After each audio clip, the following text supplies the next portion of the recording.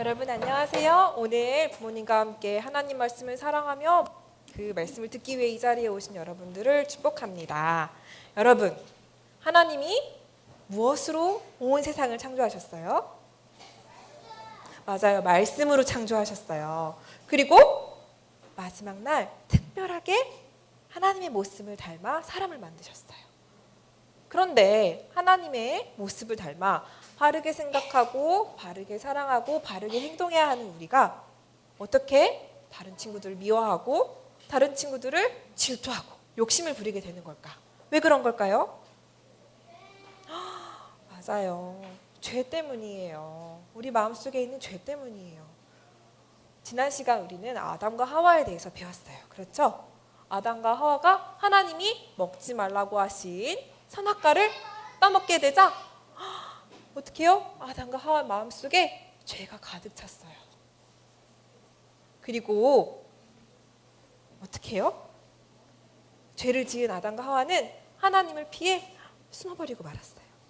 여러분, 죄는요 이렇게 하나님이랑 우리를 멀어지게 만들고 하나님을 무척 슬프게 하는 것이에요. 아담과 하와는 에덴 동산을 떠나야 했어요. 그리고 이전처럼 하나님과 함께 할 수 없었어요. 그리고 아담과 하와의 아들인 가인과 아벨도 부모님과 마찬가지로 그 마음의 죄 때문에 하나님과 함께 할 수 없었어요. 여기 아담과 하와의 아들인 가인과 아벨이 있어요. 하나님께서는요 아담과 하와의 자녀들 그리고 가인과 아벨을 사랑하셔서 그들이 하나님께 올 수 있도록 제사를 통해서 그들을 만나 주셨어요. 아벨은 믿음으로 제사를 드렸어요. 이렇게 단을 쌓고 믿음으로 제사를 드렸어요. 하나님이 지금 우리의 모습은 죄인이지만 언젠가는 우리를 처음에 그 창조하셨던 아름다운 모습대로 다시 회복시켜 주실 것이라는 그런 믿음이 있었어요. 그리고 감사함이 있었어요. 그렇게 자기가 기른 양 중에서 맨 처음에 태어난 가장 귀한 깨끗하고 흠이 없는 작은 어린 양을 정성스럽게 하나님께 바쳐드렸어요. 자, 형인 아벨도 가인도 이렇게 제단을 쌓고 하나님 앞에 예배를 드렸어요. 자기가 열심히 기른 추수한 이렇게 곡식들을 가지고 와서 하나님 앞에 예배 드렸어요. 그런데 하나님께서는 아벨이 드린 이 제사만 기쁘게 받으셨대요. 왜요? 아벨의 마음에는 하나님을 향한 깊은 믿음과 감사함이 있었는데 형인 가인의 마음은 그렇지 않았어요. 가인은 아주 화가 났어요. 아니, 왜 내가 열심히 지은 곡식으로 하나님께 정성껏 예배를 드렸는데 하나님은 왜 동생인 아벨의 예배만 받으시는 거야? 하며 하나님께 불평을 했어요. 그리고 동생인 아벨을 미워하기 시작했어요. 하나님은 가인의 마음속에 있는 아벨을 미워하는 마음과 하나님에 대해서 불평하는 마음을 잘 아시고 무척 슬퍼하셨어요. 자, 그리고 가인이 더 이상 죄를 짓게 하지 않게 하기 위해서 하나님께서는 가인을 직접 찾아오셔서 이렇게 이야기하세요. 가인아, 선한 마음으로 선하게 행동하여라. 죄는 마치 내 마음의 문 밖에 기다리고 있는 무서운 동물과 같아서 내가 조금이라도 틈을 보이면은 어떻게? 너를 바로 공격해버릴 수도 있어. 기억하렴. 죄가 이렇게 너의 마음속에 와서 너를 마음대로 조정할 때 그것을 내버려 두면 안 돼. 어떻게? 내가 너희에게 처음부터 지어주었던 그 모습 그대로 선한 마음과 선한 행동으로 살아가렴. 이렇게 이야기하셨어요. 또한 하나님은 가인을 통해서 우리 여러분에게도 이야기하고 계세요. 우리 친구들이 자꾸 죄를 지어서 마음이 힘들고 하나님을 떠나서 하나님에게서 멀리 떨어질 때 하나님은 그것을 원치 않으세요. 우리 친구들이 죄 때문에 힘들어하고 계속해서 죄를 짓는 것을 하나님 원치 않으세요. 그래서 가인에게 이야기하셨듯이 오늘날 우리 친구들에게도 이야기하고 계세요. 얘들아, 내가 너희에게 주었던 그 선한 모습 그대로 바른 생각과 바른 마음과 바르게 행동하며 살아라. 그럼 어떻게 해요, 우리 친구들? 하나님 잘못했어요. 제가 다시 하나님 말씀을 따르도록 도와주세요 하고 하나님께 다시 돌아오면 돼요. 그런데 가인은 어땠을까? 가인은 하나님 말씀을 듣지 않았어요. 하나님 말씀을 무시하고 말았어요. 하나님 말씀을 듣지 않는 것은 죄예요. 하나님 말씀을 듣지 않게 되자 가인 마음속에 있었던 미워하는 마음은 점점 커져갔어요. 죄를 내버려 두게 되자 그 죄는요 점점 힘이 강해졌어요. 처음에 하나님의 말씀을 듣지 않았고 또 그 미워하는 마음을 내버려 두자 어떻게 해요? 가인은 그만 더 끔찍하고 잔인한 죄를 저지르게 되어요. 바로 아벨을 향한 미워하는 마음을 가지고 아벨, 저 녀석 꼴도 보기 싫어. 내 앞에서 없어졌으면 좋겠어. 그런 마음을 가지고 그만 가인을 죽이고 말아요. 아벨을 죽이고 말았어요. 자, 가인이 이렇게 마음의 죄를 내버려 두지 않고 가만히 있자 점점 가인의 마음속에서는 죄가 자라나기 시작했어요. 그래서 하나님 보시기에 아주 슬프고 돌이킬 수 없는 죄를 짓게 된 것이에요. 자, 여러분과 제 마음속에도 죄가 있어요. 여러분이 기억해야 될 것이 있어요. 바로 죄의 힘이에요. 죄는요 가만히 내버려 두면요 점점 커지고 그 힘이 아주 세져요. 우리가 자꾸 그렇게 죄를 짓고 싶지 않은 그런 마음으로 살아가지만 우리는 힘이 연약하고 작아서 그 죄를 감당해낼 수가 없어요. 하지만 죄를 능히 이기시는 분이 계세요. 누구실까요? 바로 하나님이세요. 하나님은요 아무리 그 죄가 힘이 크더라도 그 죄보다 더 크고 강하신 분이세요. 그래서 우리가 죄를 지을 때 친구를 미워하거나 친구를 질투하거나 욕심을 부리는 마음이 생길 때 하나님께 하나님 도와주세요. 저희가 하나님의 말씀대로 살아갈 수 있도록 저희를 꼭 붙들어 주시고 도와주세요라고 이야기하면은 하나님께서 우리에게 어떻게 해요? 하나님의 마음을 닮은 우리가 하나님의 바른 생각과 하나님의 사랑하는 마음과 하나님의 행실을 따라 살아갈 수 있는 힘을 주세요.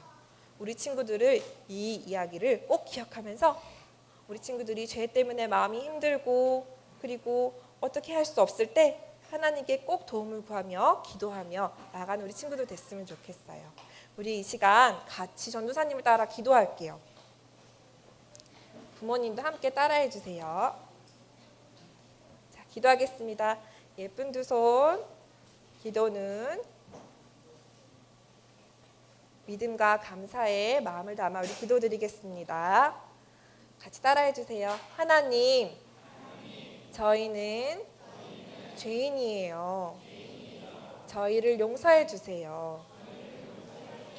우리가 하나님이 맨 처음 지으셨던 하나님을 닮아 바른 생각과 바른 마음과 바르게 행동할 수 있도록 저희를 도와주세요. 언제나 저희와 함께 하시며 저희를 사랑하시는 예수님의 이름으로 기도합니다. 아멘. 아멘. 우리 다음 세대 친구들은 이제 전사님과 함께 각 부서 장소인 교육관으로 이동해서 이후 순서에 함께 하시겠습니다. 우리 뒤에 있는 우리 유년부 전도사님 또 앞에 있는 유치부 전도사님과 함께 우리 친구들은 잠시만 이동하는 시간 가지겠고요. 우리 부모님들은 오늘 들었던 말씀과 또 이후에 있는 말씀들이 주보에 스토리면에 또 죄를 내버려 두면 안 돼요, 죄로부터 마음을 지켜요라는 제목으로 함께 있으니까 가정에서 또 우리 자녀들과 함께 이 말씀을 가지고 나누시는 시간이 되기를 바랍니다.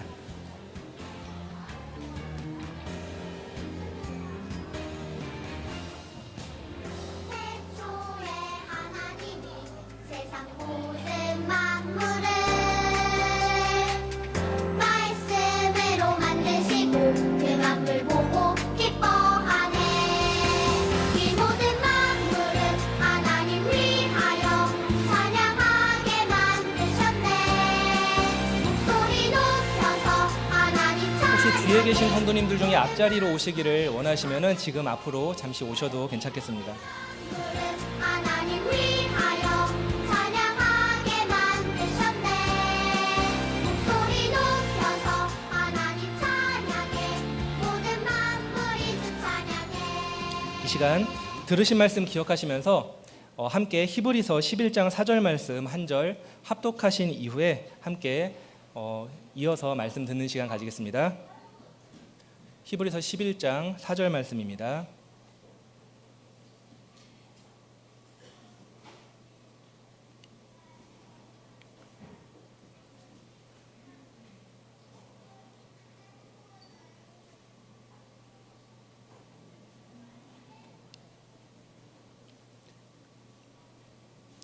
히브리서 11장 4절 말씀 제가 봉독해 올리겠습니다.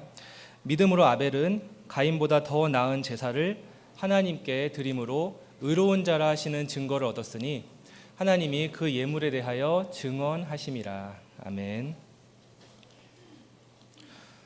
다음 세대 설교를 들으신 직후에 이곳에 함께 계시는 초등부 친구들과 부모님들께 제가 한 가지 문제를 내드리고자 합니다. 하나님은 문제입니다. 아벨의 제사는 받으셨지만 가인의 제사는 받지 않으셨어요. 아벨의 제사만 받으신 이유가 무엇일까요? 1번 피 흘리는 제사, 2번 믿음의 제사, 3번 정성을 다한 제사, 4번 값비싼 제물. 자, 도윤이 2번. 옆에 3번 같은데 자, 다르게 생각하는 친구 있나요? 예, 3번. 정답이 몇 번일까요? 우리 성도님들 아이들의 반응이 엇갈렸는데 대부분 잘 알고 계시리라 믿고 저는 이 질문에 대해 다른 오해가 없으셨으면 하는 마음으로 제가 조금 부연 설명을 드리고자 합니다. 우선 이 본문에 대해서 이렇게 볼 수 있습니다. 가인이 농사하는 자였고 아벨은 목축하는 자였으니까 당연히 제물도 다른 것 아닌가. 다시 말해 4번처럼 아벨의 제물이 가인보다 값비싼 제물이어서 하나님께서 받으셨다. 이런 해석이 있습니다. 이런 해석에 사로잡히면 마치 하나님께서 직업 차별자인 것처럼 오해를 할 수도 있고 우리가 드리는 11조와 감사원금도 더 많이 내면 많이 낼수록 하나님께서 기뻐하신다. 이러한 잘못된 생각으로도 이어질 수 있게 됩니다. 그런가 하면 보기 1번에 있었던 것처럼 이런 의문도 가능합니다. 아벨은 양을 잡아서 피 흘리는 제사, 즉 번제를 하나님께 드렸고 가인은 농사에서 지은 곡물로 이렇게 드렸으니까 즉 소제를 드렸으니까 번제와 소제, 제사 방법에 차이가 있는 것이 아니냐. 이러한 생각에 대한 답은 제가 오늘 설교 제목에서 밝히고 있는 바와 같습니다. 가인과 아벨의 제사는 둘 다 같은 제사입니다. 히브리어 성경은 가인과 아벨이 하나님께 드린 제사를 모두 소제라고 하였습니다. 참고로 번제가 언제 등장했죠? 홍수 이후 노아의 때에. 그때에 노아가 드렸던 처음 제사가 번제였고요. 이스라엘 백성들이 본격적으로 번제, 소제, 화목제, 속제제, 속건제를 드렸던 것은 모세가 시내산에서 율법을 받은 그 이후에 있었던 일입니다. 이 문제를 틀린 사람들은 대부분 3번 정성을 다한 제사라고 표기를 했다고 합니다. 이게 3주 전에 그 교단에서 있었던 전국 어린이 대회 성경고사 초등학교 1학년 문제였어요. 2번 문제. 제 딸도 이거 풀어보더니 3번 이렇게 써서 그랬는데 아벨의 제사 또 가인과 아벨의 제사에서 보이는 차이점 중에 가인은 그냥 땅의 소산으로 예물을 드렸고 아벨은 양의 첫 새끼 그 기름으로 드렸다. 이렇게 밝히고 있기 때문에 정성에서 차이가 있는 것이 아니냐. 물론 여기서 아벨이 그 기름을 드렸다. 이게 문학적인 표현인데 양을 잡아 기름기 있는 곳, 그 지방이 많은 곳 이것을 드린 것이 아니라 가장 좋은 부위를 구별하여 드렸다는 것입니다. 특별한 노력이 있기는 해요.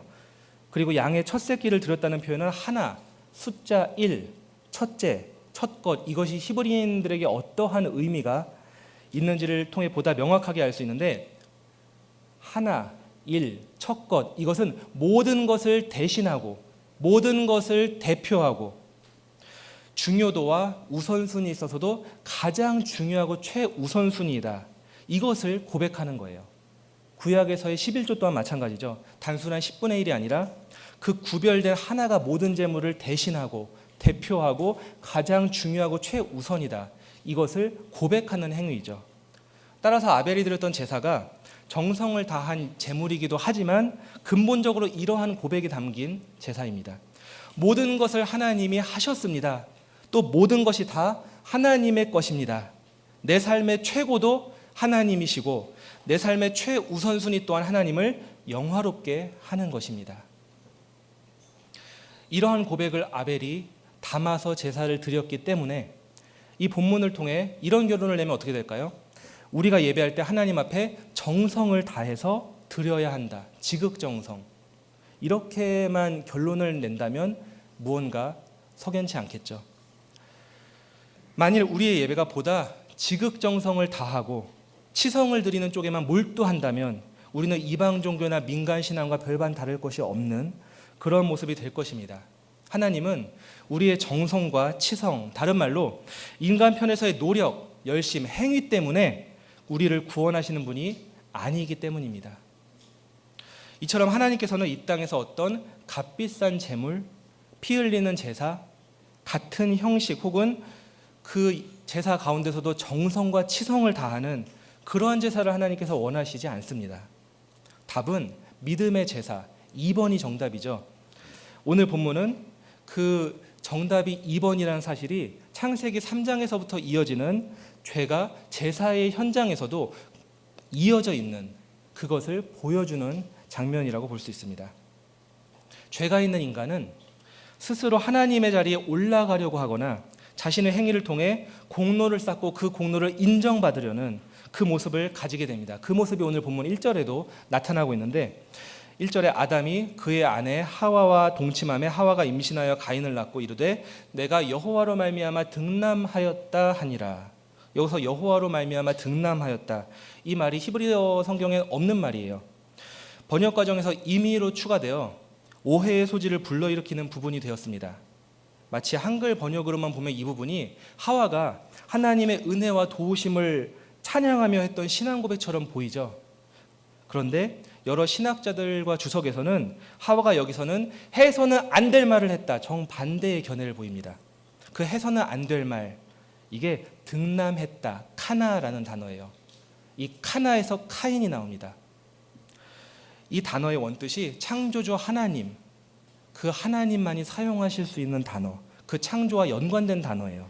여호와라는 말도 스스로 있는 자, 하나님께만 쓸 수 있는 단어인 것처럼 하나님이 하셔야 되는 그 말을 하와가 한 것입니다. 그리고 그 창조의 이름을 따서 첫째 아들의 이름을 가인이라고 짓게 되죠. 지난주에 주일학교에서 아이들과 함께 보았던 창세기 3장 15절, 그 말씀에서 하나님은 여자의 후손이 뱀의 머리를 상하게 할 것이라 이렇게 말씀하셨는데, 이 말씀은 우리가 잘 아시다시피 장차 오실 메시아 예수 그리스도를 뜻하는 것이죠. 그런데 인간의 섭리에 따라 남자와 여자의 사이에서 태어나는 아들, 이것이 아니라 남자와 상관없이 성령으로 잉태되어 이 땅에 오신 예수님, 여자의 후손이 그 예수님을 가리키는 말씀인데, 이 말씀을 직접 들었던 하와는 그 여자가 자신인 줄 알았어요. 그 여자의 후손을 통해 세상을 구원할 메시아, 이게 가인인 줄 알았던 것입니다. 그래서 자신이 메시아를 창조해낸 성모와도 같은 대단한 존재라고 착각하며 등남하였다, 카나라는 말을 사용하면서 그 아들 카인이라고 이름을 짓게 된 것입니다. 이렇게 죄가 들어와서 그 영향력이 계속되고 있었고, 이것은 뱀이 하와에게 했던 말처럼 자신이 하나님과 같아질 것이라 이러한 착각으로 이어지게 된 것입니다. 그랬던 아담과 하와가 실망을 하게 되는 사건이 2절에 나옵니다. 가인의 동생을 낳게 된 것인데, 그 실망이 얼마나 컸는지 그 동생 이름을 뭐라고 짓죠? 아벨. 이 아벨이라는 이름의 뜻이 이렇습니다. 텅빔, 공허, 허무, 먼지, 티끌, 헛됨. 전도서 1장 3절에 헛되고 모든 것이 헛되다 하는 이 헛됨이 아벨입니다. 자신들의 잘못된 기대가 여지없이 무너진 후에 태어난 아들, 그 부모의 실망스러움을 그대로 반영한 이름입니다. 그 후 가인은 농사하는 자로 살았고 아벨은 양치는 자로 살았는데, 3절에 세월이 지난 후에 그들이 제사를 지내게 되죠. 여기서 세월이 지난 후에, 이게 굉장히 중요합니다. 이때 사용된 단어가 극단, 끝, 종착지, 최종 이런 뜻입니다. 이 단어가 노아 시대에 40일 홍수 심판이 끝났을 때, 또 이스라엘 백성들이 애굽에서 430년을 끝내고 출애굽을 했을 때, 모세가 40일이 지난 후에 40주 40이야 보내고 10계명을 받았을 때, 가나안 40일 정탐을 다 마쳤을 때 사용된 단어예요. 다니엘, 아모스, 하박국과 같은 선지자는 이스라엘의 끝, 종말의 때를 표현할 때 이 단어를 사용했습니다. 따라서 가인과 아벨의 제사는 그냥 단순히 살면서 어느 한날 습관적으로 드렸던 제사가 아니었습니다. 하나님이 정하신 결산의 때, 하나님께서 정하신 그 삶에서 정산하고 또 따져보아야 할 마지막 때에 드렸던 제사입니다. 그 종말의 때에 드렸던 자신의 삶을 산날을 다 돌아보면서 둘 다 같은 제사, 같은 소재를 감사제의 성격으로 하나님께 드렸던 것입니다. 그런데 같은 제사였어도 그 시기와 성격상 그들이 살아온 삶이 함께 담겨져 있었기 때문에 결과는 다른 결과가 될 수밖에 없었습니다. 본문 4절과 5절에 여호와께서 아벨과 그의 제물은 받으셨으나 가인과 그의 제물은 받지 아니하신지라. 하나님께서 아벨과 그 제물은 연락하시고 바라보시고 귀하게 여겨주시고 인정을 베풀어 주셨지만 가인의 제사는 거들떠보지도 않으셨다. 그 결과에 대해 가인이 이렇게 반응하죠. 5절에 가인이 몹시 분하여 안색이 변하니. 지금 가인이 하나님이 자신의 제사를 받지 않으신 것에 대해서 자신의 삶을 돌아보거나 안타까워하지 않고 하나님께 전혀 죄송스러운 마음을 가지지 않고 도리어 화를 냅니다. 자신의 삶이 어떠했든지 간에 나름 준비해서 드렸으니까 그 감사 제사의 형식에 맞게 일단 가져왔으니까 하나님이 받아줘야 하는데 지금 거들떠보지도 않으신 이것에 대해서 크게 분노하며 하나님과 더 멀어졌습니다. 그러한 가인에게 하나님이 이렇게 말씀하시죠. 네가 분하여 함은 어찌 됨이며 안색이 변함은 어찌 됨이냐. 그리고는 가인의 행위에 대해 7절에 네가 선을 행하면 어찌 낯을 들지 못하겠느냐. 여기서의 선은 윤리, 도덕적인 것을 말하는 것이 아닙니다. 재물을 바르게 드린다. 이것이 선이죠. 그런데 이것은 사실 재물의 문제가 아니라 하나님과의 관계의 문제입니다. 가인은 그 삶이 하나님과의 관계에서 멀어져 있었습니다. 어쩌면 태어나서부터 감사제를 드려야만 하는 그때까지 계속 하나님과 상관없는 삶을 살았을지 모르고 어쩌면 그 멀어진 관계를 더 즐거워하며 즐겼을지도 모릅니다. 죄를 계속 짓고 살았던 것이죠. 그렇게 죄를 벗삼아 살다가 어쩔 수 없이 제사를 드려야만 할 때, 그때가 찾아오자 형식적으로 제물을 준비해 드릴 수밖에 없었고, 그 제물도 억지로 준비했지만 하나님이 당연히 기쁘게 받으셔야지, 하나님이니까 조금 마음에 안 들어도 받아주셔야지, 이런 교만한 생각을 가지고 또 그러한 마음으로 하나님께 드렸던, 그래서 그 준비한 제물에 하나님이 거들떠보지도 않으셨을 때 몹시 화가 난 것입니다. 그 분노한 가인에게 하나님은 죄를 다스리라 이렇게 말씀하셨지만 가인은 그때에도 불순종합니다. 8절에 죄를 다스리지 못하고 동생 아벨을 죽이는 장면이 나오는데, 먼저 가인은 그의 동생 아벨을 죽이기 위해 들로 갈 것을 강하게 말하고 반강제적으로 아벨을 들로 데려갑니다. 그리고는 들에서 동생을 쳐 죽이게 됩니다. 성경과 여러 주석들이 이 사건에서도 가인이 동생을 아예 죽일 의도를 가지고 들로 데려갔고 또 죽이기 위해 때렸음을 확실하게 시작부터 마침까지 그 살해의 의지를 가지고 살인을 저질렀음을 말하고 있습니다. 어떤 과실이나 우발적 사고가 아니라 고의적인 살인입니다. 의로운 아벨 때문에 자신의 악함이 드러날 수밖에 없었던 그 모습을 가인이 견디지 못했던 것이죠. 그렇다면 이 장면에서 이러한 질문을 통해 정리해보고자 원합니다. 가인이 아벨을 죽였기 때문에 살인자가 된 것일까요? 아니면 가인의 마음속에 죄가 있었기 때문에 그 죄의 열매로 살인이 나온 것일까요? 가인이 아벨을 죽였기 때문에 살인자가 된 것이 아니라 이미 그 전에 가인에게 있었던 죄성, 그 죄가 장성하여 하나님과의 관계에서 멀어지게 되었기 때문에 살인자가 된 것입니다. 가인의 분노가 그 죄성을 건드림으로 그 죄의 열매가 살인으로 나온 것입니다. 이때 모든 것을 아시는 하나님께서 가인에게 이렇게 말씀하시죠. 네 아우 아벨이 어디 있느냐? 이 말씀은 단순히 아벨이 어디에 있는지 위치, 장소 이런 것을 의미하는 것이 아니라 아벨이 어떻게 되었느냐 상태를 물어본 것인데, 가인은 이때에도 하나님이 모든 것을 다 아시는 분임에도 불구하고 아무렇지도 않게 거짓말을 합니다. 내가 알지 못하나이다. 그리고는 하나님의 권위에 대해 도전하며 그 책임을 하나님께 전가시킵니다. 내가 내 아우를 지키는 자니까? 하나님의 말씀은 계속해서 질문의 형태로 가인에게 다가오죠. 10절에 이르시되 네가 무엇을 하였느냐? 가인이 얼마나 하나님 보시기에 불쾌한 일을 하였는지를 말한 후에 아우의 핏소리가 땅에서부터 하나님께 호소하고 있음을 분명히 밝히십니다.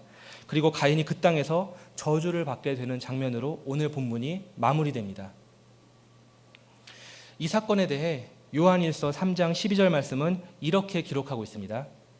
가인같이 하지 말라. 그는 악한 자에게 속하여 그 아우를 죽였으니 어떤 이유로 죽였느냐?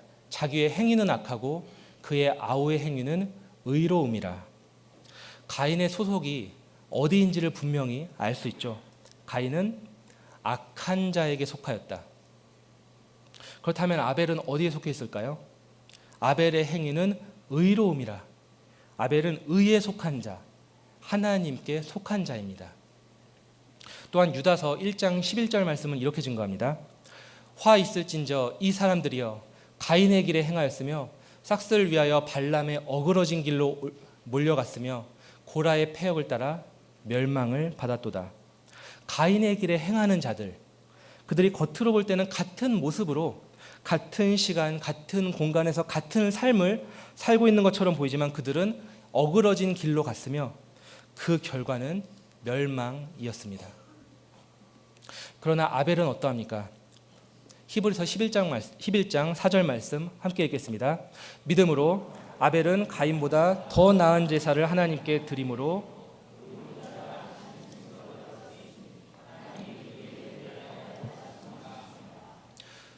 아벨이 드린 그 믿음의 제사가 가인과는 전혀 다른 결과, 의로운 자라 하시는 증거가 되었습니다.